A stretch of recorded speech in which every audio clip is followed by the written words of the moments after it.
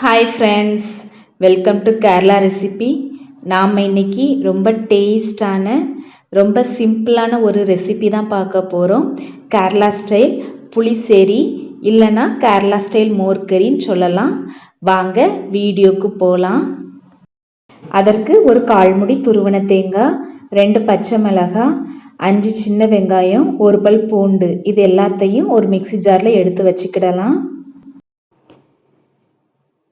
இது கூட 1/2 teaspoon சிறுசீரகம், 1/4 teaspoon மஞ்சத்தூள், கொஞ்சமாக தண்ணி, இது எல்லாத்தையும் சேர்த்து நல்லா மையாக அரைச்சி வச்சுக்கிடலாம்.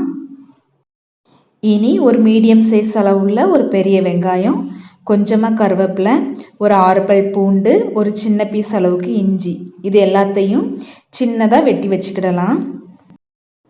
இனி ஒரு பாத்திரத்தில் 2 டேபிள் ஸ்பூன் அளவுக்கு தேங்காய் எண்ணெய் சேர்த்துக்கிடலாம். எண்ணெய் சூடானதும் வெட்டி வச்சிருக்கிற இஞ்சி பூண்டையும் சேர்த்து நல்லா பொன்னிறமாக வதக்கிக்கிடலாம். உங்களுக்கு கேரளா ரெசிபி பிடிக்கும்னா இந்த சேனலை சப்ஸ்கிரைப் பண்ணி வச்சுக்கோங்க. கூடவே பெல் பட்டனை கிளிக் பண்ணி ஆல் ஆப்ஷனையும் கிளிக் பண்ணி வச்சுக்கோங்க. இஞ்சி பூண்டு நல்லா வதங்கினதும் நம்ம வெட்டி வச்சிருக்கிற வெங்காயம், கருவேப்பிலை, இது எல்லாத்தையும் சேர்த்து வெங்காயம் நல்லா வதங்குற அளவுக்கு வதக்கிக்கிடலாம். இந்த அளவில் ஒரு 3 பேர் தாராளமாக சாப்பிடலாம்.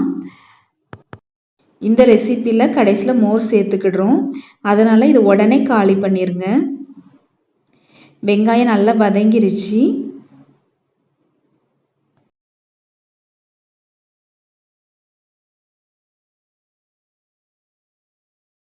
இனி இதில் அரைச்சி வச்ச தேங்காய் விழுதை நம்ம சேர்த்துக்கிடலாம். கொஞ்சமாக தண்ணி சேர்த்து நல்லா கலந்து விட்டுக்கிடலாம். தேங்காயிலேருந்து எண்ணெய் பிரிகிற அளவுக்கு நல்லா வதக்கிக்கிடலாம். நாம் எந்த அளவுக்கு வதக்குறோமோ அந்த அளவுக்கு குழம்பு ரொம்ப டேஸ்ட்டாக வரும். குழம்புக்கு தேவையான அளவுக்கு உப்பு சேர்த்துக்கோங்க. இது ரெடி ஆகிறதுக்குள்ளே நம்ம மோர் ரெடி பண்ணிடலாம். அதற்கு நான் ஒரு 180 கிராம் தயிர் எடுத்து வச்சுருக்கிறேன். இதை முதல்ல கட்டி இல்லாமல் நல்லா கரைச்சி விட்டுக்கிடலாம். இனி 1/2 டம்ளர் அளவுக்கு தண்ணி சேர்த்து நல்லா கலந்து விட்டுக்கிடலாம். தயிரோட புளிப்பு அதே மாதிரி கட்டியாக இருக்கிறத பொறுத்து தண்ணியோட அளவு மாறுபடும். கடைசியாக புளிப்போட அளவை செக் பண்ணிவிட்டு நம்ம தண்ணி சேர்த்துக்கிடலாம். தேங்காய் நல்லா கொதிக்க ஆரம்பிச்சிருச்சு. இனி நல்லா கலந்து விட்டுக்கிடலாம். அந்த தண்ணியெல்லாம் வற்றி எண்ணெய் பிரிகிற அளவுக்கு நல்லா வதக்கி எடுத்துக்கோங்க. நான் ஏற்கனவே இந்த சேனலில் தேங்காய் குழம்பு அப்லோட் பண்ணியிருக்கேன்.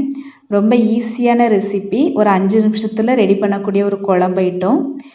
உங்களுக்கு விருப்பம்னா பாருங்கள், லிங்க் டிஸ்கிரிப்ஷனில் கொடுக்குறேன். உப்போட அளவை செக் பண்ணி உப்பு சேர்த்துக்கோங்க.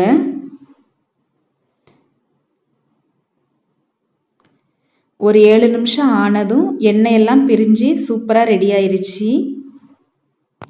இந்த ஸ்டேஜ் வரைக்கும் நல்லா வதக்கி எடுத்துக்கோங்க. இனி நம்ம கலந்து வச்சுருக்கிற மோரை இதில் கலந்து விட்டுக்கிடலாம்.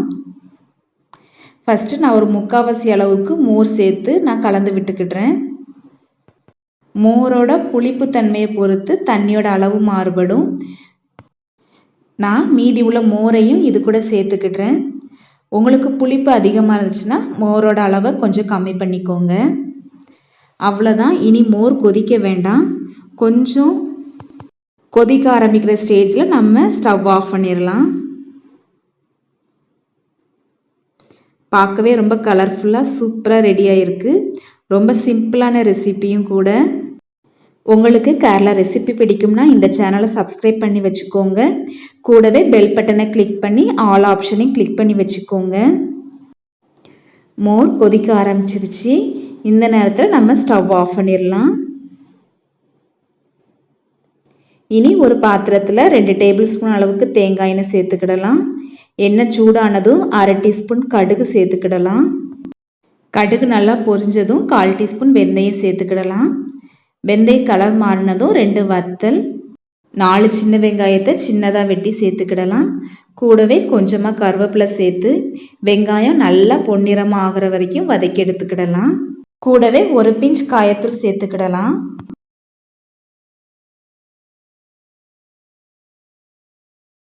வெங்காயம் நல்லா வதங்கிருச்சு. இனி நம்ம இதில் குழம்புல சேர்த்துக்கிடலாம். அவ்வளோதான், கேரளா ஸ்டைல் புளிசேரி சூப்பராக ரெடி ஆயிடுச்சு. இந்த ரெசிப்பியை கண்டிப்பாக உங்கள் வீட்டில் செஞ்சு பாருங்கள்.